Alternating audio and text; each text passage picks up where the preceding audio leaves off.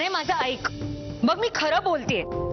Anay Anay please ऐक माझं. ही आजचीच गोष्ट नाहीये. गेले 4 दिवस असंच चाललंय रेवाचं. हो मी खरं सांगते. तुझी बायको रात्री अपरात्री वाड्याच्या बाहेर असते. कुणाला भेटते, काय करते, कुणाला काहीच माहित नाहीये. ती म्हणते की तुला सगळं माहितीये, पण तुझ्या चेहऱ्याकडे बघून वाटतं की तुलाही काही माहित नाहीये.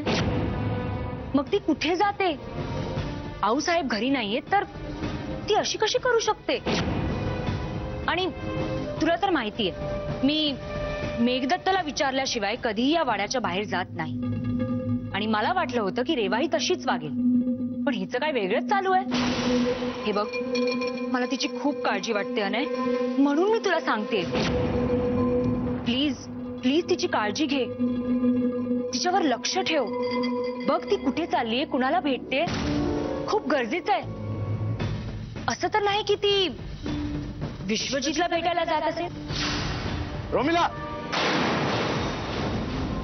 अनय मी थोरली वहिनी आहे तुझी. जे सांगते तुझ्या भल्यासाठी सांगते. आणि जर तुला माझं म्हणणं खोटं वाटत असेल तर जाऊन रेवाला विचार. काय माहित ती तुला खरं सांगेल की नाही. का? हे बघा आली मॅडम.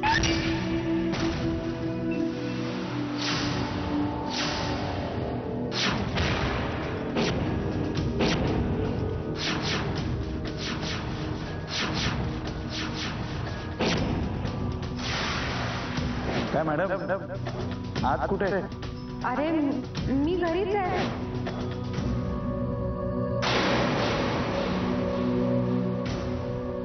रेवा, खोटं बोलणं, गोष्टी लपवणं तुला वाचू शकत नाही रेवा. खोट्याचं आयुष्य खूप कमी असतं असं तूच म्हणायचीस. आता या खोट्या आयुष्यामुळे तुझ्या आणि अनयच्या प्रेमाचं आयुष्य कमी होऊ नये तर मिळवली. I feel really sad for you Reva. काळजी घे ग बाई. बाय.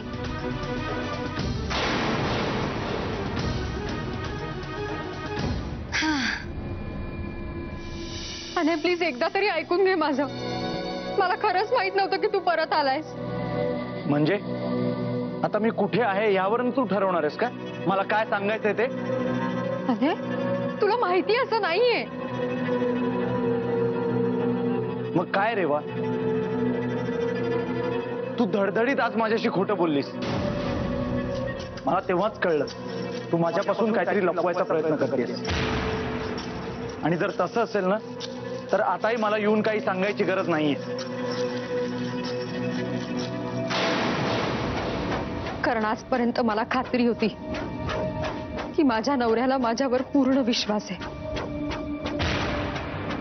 पण आज माझ्या नवऱ्याच्या नजरेत मला माझ्यासाठी अविश्वास दिसतोय आणि हे मी नाही सहन करू शकत. मग मी काय करू रेवा? आतापर्यंत मी कधीही तुझ्यावर विश्वास दाखवला नाही, पण आता तू फोनवर केलंस ते काय लपवायचा प्रयत्न करत होतीस? आतापर्यंत जर तुला माझ्यापासून काही लपवायची गरज पडली नाही तर मग आजच अचानक काय झालं? आग असल्याशिवाय धूर निघू शकत नाही ना रेवा.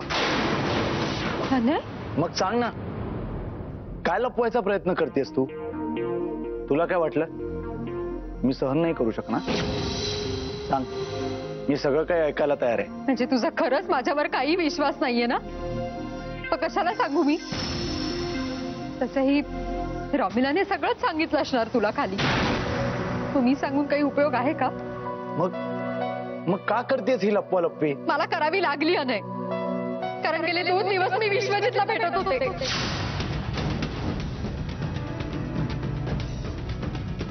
काय? हो, आणि तुझ्याशी खोटं बोलावं लागलं कारण त्या विश्वजीतने मला तसं सांगितलं होतं. पण विश्वजीत असं सगळं का करेल? हे सगळं काय चाललंय रेवा? कारण त्याचा भूतकाळ त्याला असं करायला भाग पाडतोय. त्याची जान्हवी त्याला असं करायला भाग पाडते. जान्हवी? हो, त्याची बायको, त्याची गेलेली बायको. जी हुबेहूब माझ्यासारखी दिसते. काय? आणि फक्त दिसतच नाही तर तिचं बोलणं, तिचं वागणं, तिच्या सगळ्या सवयी सगळं अगदी माझ्यासारखं होतं. तुला आठवतंय विश्वजितचा जेव्हा पहिल्यांदा फोन आला होता तेव्हा त्यांनी माझा आवाज ऐकला आणि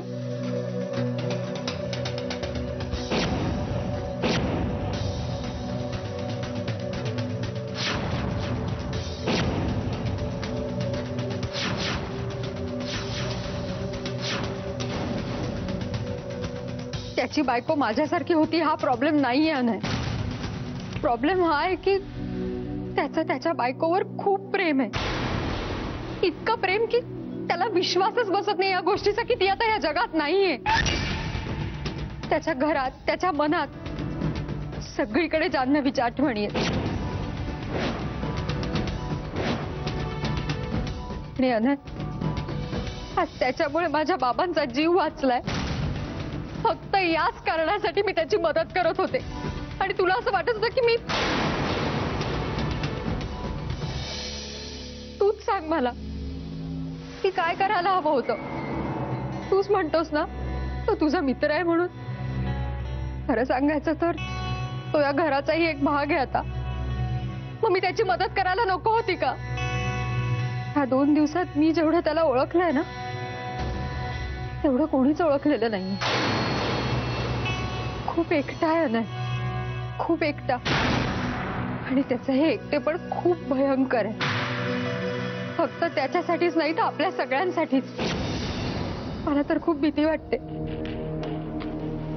त्याच्या या एकटेपणामुळे जर आपल्या आयुष्यात काही प्रॉब्लेम क्रिएट झाला तर. म्हणजे जान्हवी नाही, ती हुबेहूब माझ्यासारखी दिसते. कळतंय का तुला? म्हणजे आतापर्यंत आपण खूप मदत केली त्याची, या पुढेही आपण करू. पण मला असं वाटतं की त्याला आता आपण लांब ठेवायला हवं. तेव्हा हे सगळं किती विचित्र आहे. पण हेच खरं आहे अनय.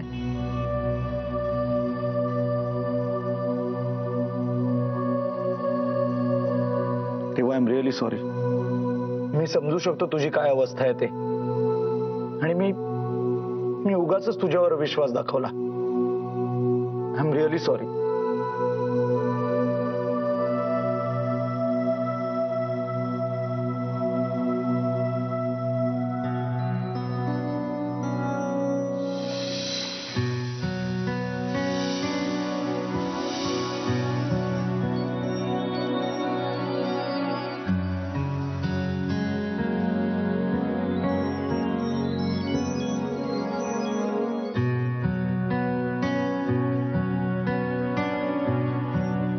बापरे, का उशीर झाला?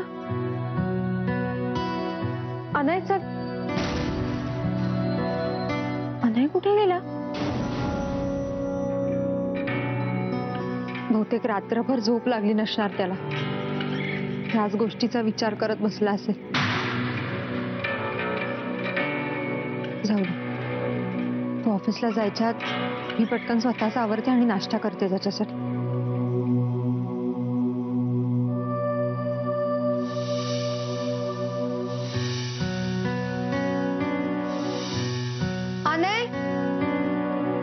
अनय चल लवकर नाश्ता करायला. अरे तेव्हा कसं काय करता हो? अनय राजे तर कधीच ऑफिसला गेले की काय? तुम्हाला सांगितलं नाही? देवा रे देवा, आता 1 वर्ष होईल बघा तुमच्या लग्नाला. असं कधी बी झालं नाही.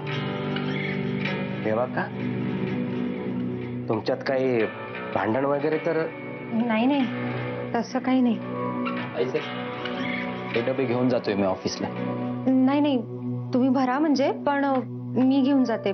तसंही मला काम आहे जरा अनयराजेंकडे.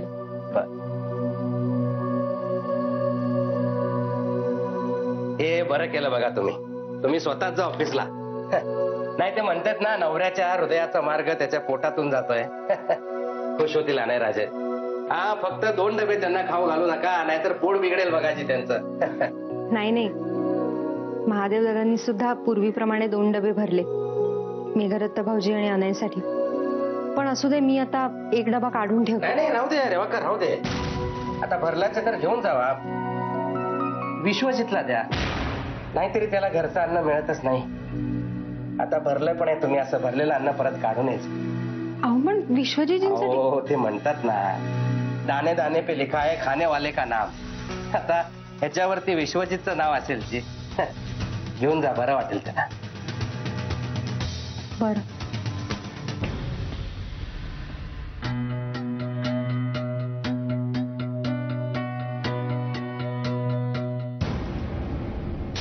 गुंडप्पा दादा, या नाश्ता करून घ्या. महादेव, काय चाललंय या घरात? काय चाललंय? चरणोपतांच्या कृपेवर तू जिवंत आहेस हे विसरू नकोस, कळलं तुला? रॉमिला, काय कशी वागतेस, कशी बोलतेस तू? हा, काय झालं एवढं? तुम्हाला काही माहित नाही ना, म्हणून तुम्ही मला बोलताय. तू तशी वागतेस ना, म्हणून बोलते मी तुला. कोणाशी असं वागणं, असं बोलणं योग्य नाही. आणि काय झालंय असं? अपमान झालाय माझ्या नवऱ्याचा, मेघदत्तचा. कोणी केला? तुमच्या रेवाने. रेवाने? हो, रेवाने या घरातून 2 डबे नेले होते, एक अनयसाठी आणि एक विश्वजितसाठी. पण मेघदत्तसाठी काही नेलंच नाही. ती असं मुद्दामून करते मेघदत्तला कमी लेखायला. तसं काही नाहीये. मेघदत्तसाठी वेगळा डबा करायची पद्धत कोणी सुरू केली घरात? तूच ना. आणि जर का रेवाने मेघदत्तसाठी डबा दिलाही असता ना, तरी सुद्धा तू तिलाच दोष दिला असतास. हा, तुम्ही मलाच बोला. माझी सासू नाही ना या घरात, मग माझी साईड कोण घेणार? बोला तुम्ही. पण तुम्ही कधी हा विचार केलाय की रेवा विश्वजितला इतकं फेवर का करते? विश्वजितचे इतके लाड का करते ती? आम्हाला तर ती सावत्रसारखी वागवते, आणि विश्वजितला इतकी चांगली वागणूक का? कधी विचार केलाय? जर मी तुम्हाला सांगितलं ना की ती विश्वजितला इतकं फेवर का करते, तर तुमच्या पायाखालची जमीन सरकेल. विश्वजितच्या पैशांवर सगळ्यांचा डोळा आहे, पण विश्वजितचा डोळा कोणावर आहे जर हे मी तुम्हाला सांगितलं ना, तर. रोमिला का, तुम्ही काय बोलताय जी? हे जे बोलते ते बरोबर बोलते. तुम्हाला काय इतका त्रास होतोय? तुमच्या बोलण्याचा रुख कोणाकडे न कळणे इतके मूर्ख नाहीची आम्ही. आणि तुम्ही जे बोलताय ना ते पूर्ण चुकीचं आहे. विश्वजितवर असले आरोप लावू नका जी. खूप चांगला माणूस आहे तो, आणि कुणाबद्दल माहिती नसेल ना तर त्याच्याबद्दल काही बोलू नये माणसानं. घ्या, आता नोकरांकडून पण ऐकून घ्यावं लागतंय आम्हाला. आता नोकरांकडून पण ऐकून घ्यावं लागतंय आम्हाला. रॉमिला, काय बोलतेस तू? हे जे बोलते ते बरोबर बोलते मी.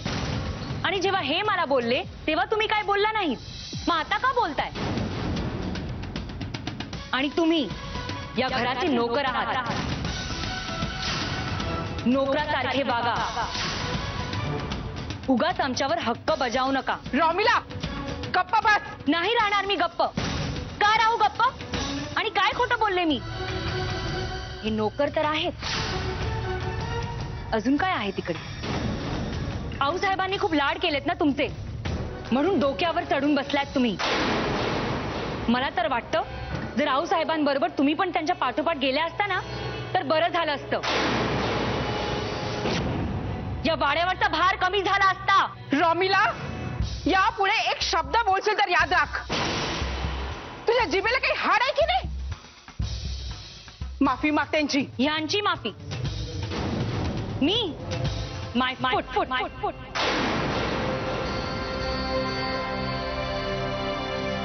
या घराचे नोकर आहात. नोकरासारखे वागा. जर आऊसाहेबांबरोबर तुम्ही पण त्यांच्या पाठोपाठ गेल्या असता तर बरं झालं असतं. गुंडप्पा दादा, तुम्ही नका वाईट वाटून घेऊ. अहो, तिचा स्वभाव माहितीये ना तुम्हाला. ती काय तोंडाला येईल ते बोलते, पण तिच्या मनात तसं काही नसतं. गुंडप्पा दादा, तुम्हाला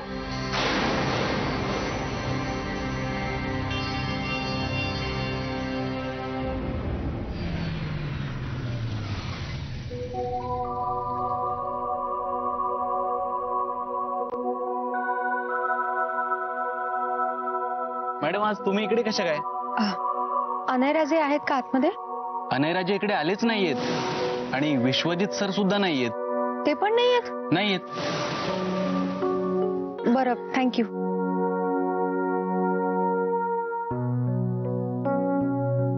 अनय त्याच्या ऑफिसमध्ये नाहीये म्हणून मी विश्वजितच्या ऑफिसमध्ये त्याला शोधायला आले. पण तो इथेही नाहीये. कुठे गेला असेल? तू विश्वजितच्या घरी तर नसेल ना गेला? काल रात्रीच्या प्रकारानंतर तू काही वेडावाकडं तर बोलणार नाही ना विश्वजितला? मी उगाच विश्वजित बद्दल अनयला सांगितलं.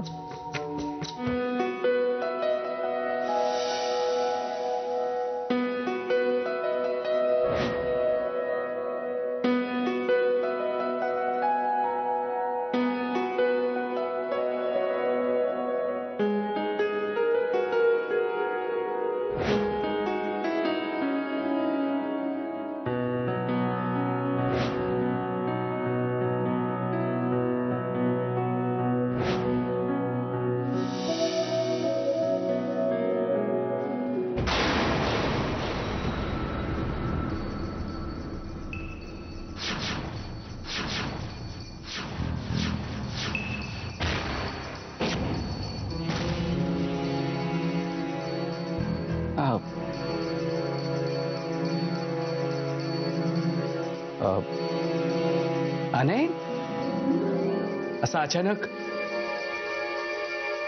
काही काम आहे का? नाही, तू ऑफिसला आला नाहीस ना, म्हणून म्हटलं तुला इथेच येऊन भेटावं.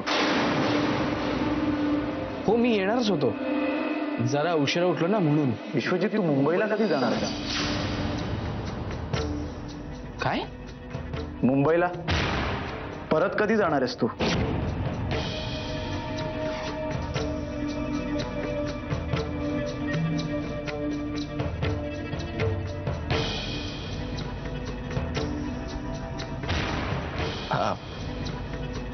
असं का विचारतोयस अचानक?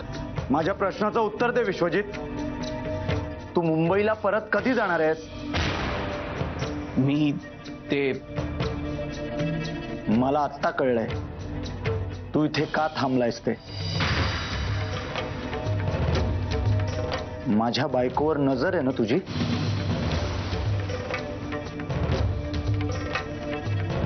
तुझ्या मनातला डाव कळून चुकलाय मला.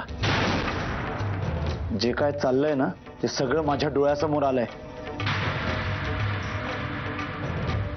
मला आडेवेडे घेऊन असं इनडिरेक्टली बोलता येत नाही फारसं. मी जे काही आहे ते डिरेक्टलीच बोलतो. आत्ताच्या आत्ता हे गाव सोडून निघून जा. कळलं?